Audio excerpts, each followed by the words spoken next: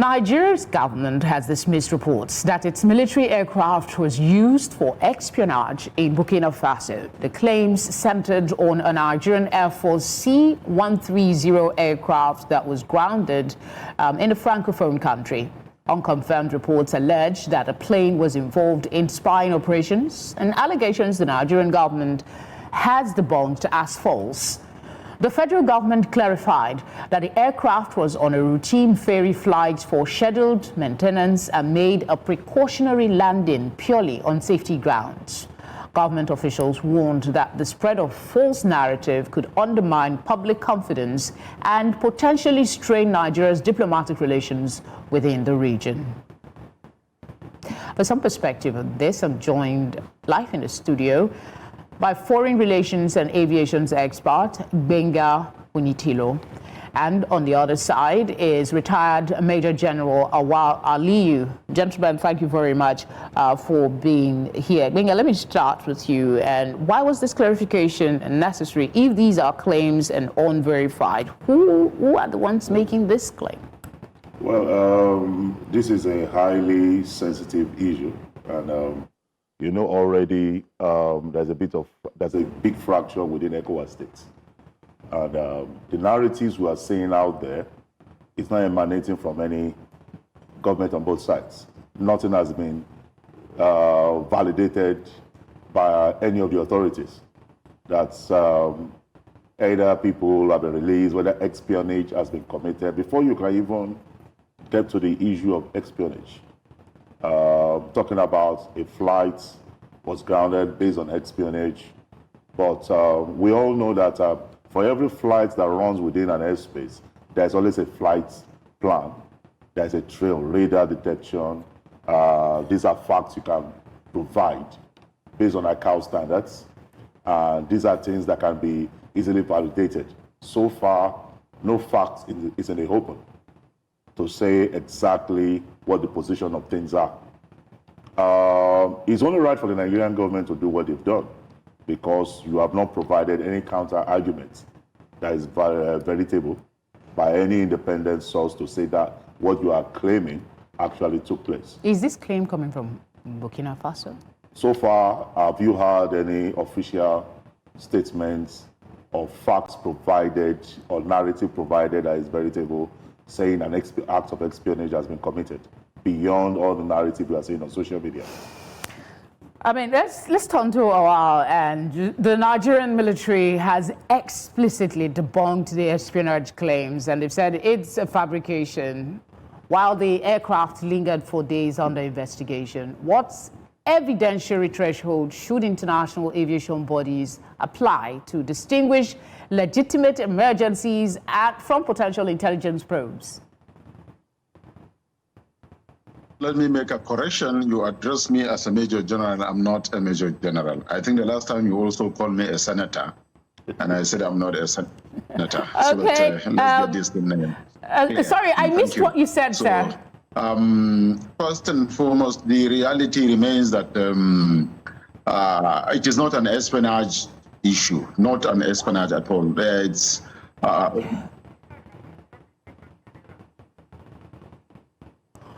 well, the line is breaking. Are you there? Are you hearing me? Yes, we can. Apologies for the mix-up, please. No problem. Let's just roll. Let's roll. Please go ahead. Go ahead. Yes. Discussion. Yeah. It is Nigeria is not on espionage. No troop is. That is not the way to go for an espionage. Those espionage issue is being done on a very quiet and silent mode. It's always a very, very, very silent that will not attract any attention, that will not call for any suspicion. But this is an open thing. Whatever transpired. But then for anybody to begin to think, or even the country itself, to suspect that the Nigerians are on espionage, that would be on a very, very wrong footing. And I also know that the military government of that country know very well, because the leader there is a military man, it's a military government, so they know very well what an espionage is. So I don't think, unless if somebody somewhere is trying to create an unnecessary tension and also try to attract attention to the country. Otherwise, it is nothing such. This is too big. C-130 is too big a plane that will go for an espionage. I mean, you understand what I'm saying, and every Nigerian would also need to understand that clearly. I think what has happened that has been said by the two different, both Nigeria and then the Burkina Faso country, it's a clear thing. In any case, I think there's simple conflict there.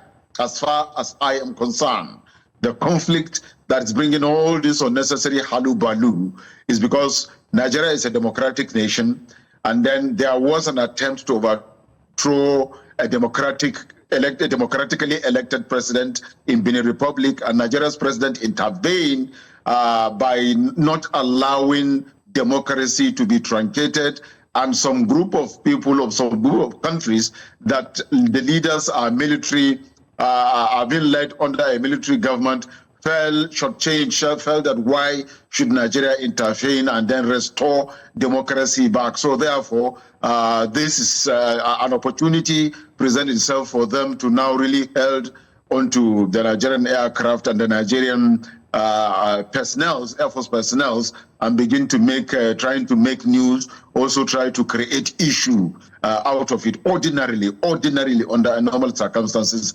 This is something that would have happened and passed through without anybody knowing, just between the leaders of the two countries and possibly the airport authority, and it would have just been a simple matter that would have been put aside by now, and then both Nigeria and the country would have moved forward. But a lot of drama is being created out of it.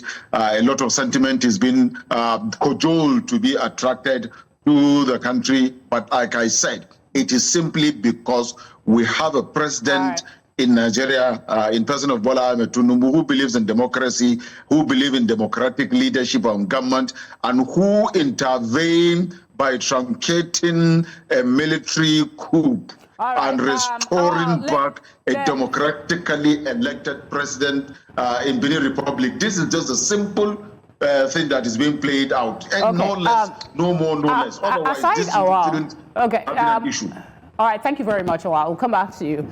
Aside the concerns being raised by Awal, a lot of warning has been issued out. The military is insisting, the federal government is saying that we should be careful about the claims that are being made because it risks inflaming regional tension. So I want you to paint us a picture of the implications we're looking at here if we continue to see this kinds of claim. And you said yourself that it was a good thing that the disclaimer was issued. Yeah. So one of the first things I want to say, responding to some of the things the military Awal said, the first one is when you have a region run by the military, which was occasioned by a coup, it's most likely that everything that passes through that airspace, that will be high suspicion.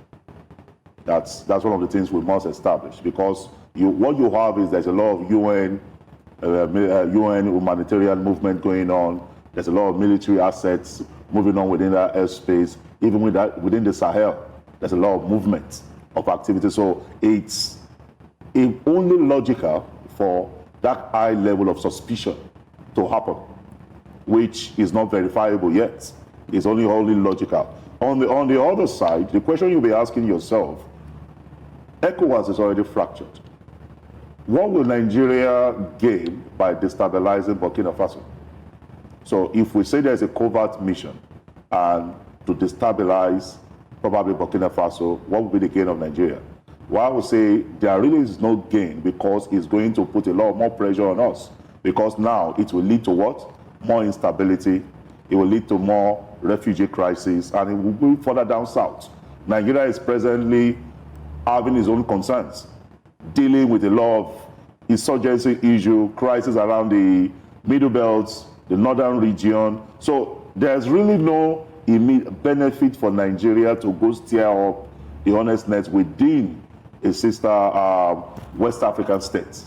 The region is already boiling, and For Nigeria to say you want to further destabilize, no, there is no benefit to Nigeria. Okay, but I think you answered the question in the terms of the implications, just escalating crisis in the region. What is missing here is real because when you leave a vacuum, information is when you have information is warfare. Yeah, but on the Nigerian side, there is some sort of I understand. Yeah. So there needs to be more of diplomatic engagement, whether it's Air Force, senior officers of Air Force, or senior diplomats engaging. Because when you leave the atmosphere where information is now being managed, narrative-driven across social media, and that is what leads to all this kind of... Yeah, there is a huge danger in that. Quickly, I'll speak to the continued detention of Nigerian personnel in Burkina Faso and the possibility of them being released. I mean, they are holding our aircraft, that's all right for now, but our personnel that are still being held, is there any information that we have on that, and what are your thoughts on the possible implication? Well, I will be speaking about my thought of the implication of holding back the Nigerian Air Force personnel in Burkina Faso based on what transpired so far. And then, like you rightly know, the whole thing is as easy as it looks, but making it so difficult, even though it is not as difficult as people see it. But on the other side, it will be fair for Burkina-based country to simply release the Nigerian Air Force personnel to come back, even if they want to hold on to the aircraft for a certain period of time, because they cannot even continue to hold the aircraft permanently. They could hold it for a certain period of time while negotiations and discussions, diplomatic negotiations and discussions will be ongoing, and then before finally the aircraft will be released. Until before then, it will be right for the Burkina country, the leadership of Burkina, to see to it that the Nigerian Air Force personnel are released, because continuous detention of the Air Force personnel of Nigeria is not going to help the matters between the two countries. That is the very truth of it. It might escalate the situation, which we don't want the situation being escalated. I heard from various interviews, I have seen various discussions that had taken place where some people are of the opinion that Nigeria should even go after Burkina Faso because we have more military power and equipment. But that is not the right way to go. Just like my brother there have directly put, diplomacy. I think you both align in thoughts in some of the strategies that are needed, more diplomacy to have this issue resolved. Awal, thank you very much for speaking with us. Awal is a security strategist. We apologize again for the mishap, and we promise not to do it again. Thank you for your understanding. Well, in any case, you were praying for me to become a senator. I claim it. Oh, yeah. So from my lips to God's ears, thank you very much. Bega, thank you so much for being here in the studio with us as well. Thank you very much. All right.